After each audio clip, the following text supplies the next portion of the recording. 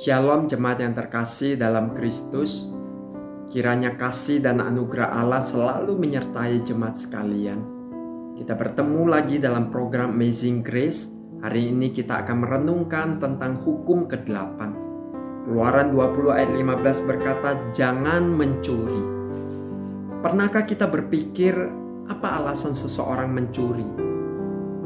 Tentu dalam hal ini bukan mencuri hati. Mencuri artinya mengambil apa yang bukan menjadi miliknya. Misalnya seseorang yang kepepet, mau makan tidak memiliki makanan, mau membeli makanan dia tidak memiliki uang. Akhirnya dia memutuskan untuk mencuri uang, bahkan merampok. Contoh lain, seorang yang melakukan korupsi, dia mencoba segala cara untuk mengambil uang yang bukan miliknya, yang bukan menjadi bagiannya. Yang pasti kedua perbuatan ini tidak dibenarkan dan Tuhan tidak senang. Di balik perbuatan mencuri itu terkandung hati yang ingin memiliki apa yang dimiliki orang lain. Hati yang ingin memiliki apa yang bukan menjadi miliknya. Tuhan memberikan perintah ini, jangan mencuri kepada umat Tuhan dengan tujuan untuk melindungi kepemilikan diri sendiri akan sesuatu atau kepemilikan orang lain. Dan perbuatan mencuri yang paling mengerikan pada saat itu adalah menculik budak orang lain dan menjualnya seakan budak itu adalah miliknya.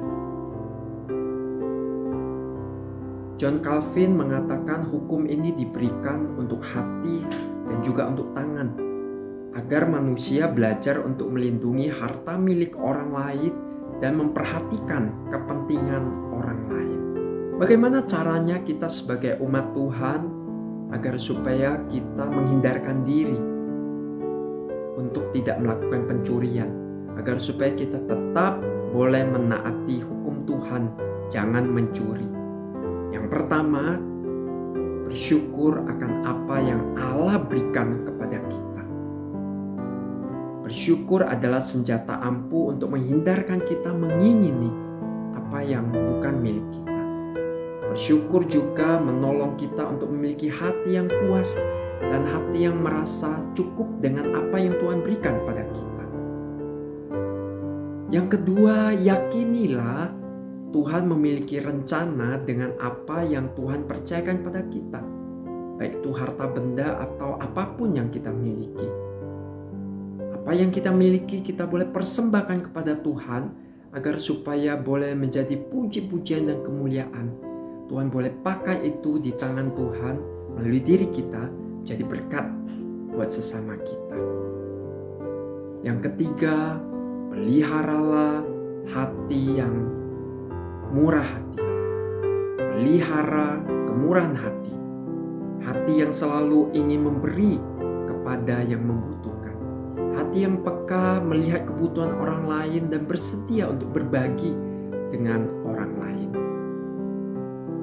Dengan demikian, kita menjaga diri untuk tidak mengingini apa yang bukan milik kita. Ke-8 berkata, jangan mencuri. Kiranya Tuhan yang menolong kita untuk boleh melakukan firman-Nya ini. Tuhan memberkati.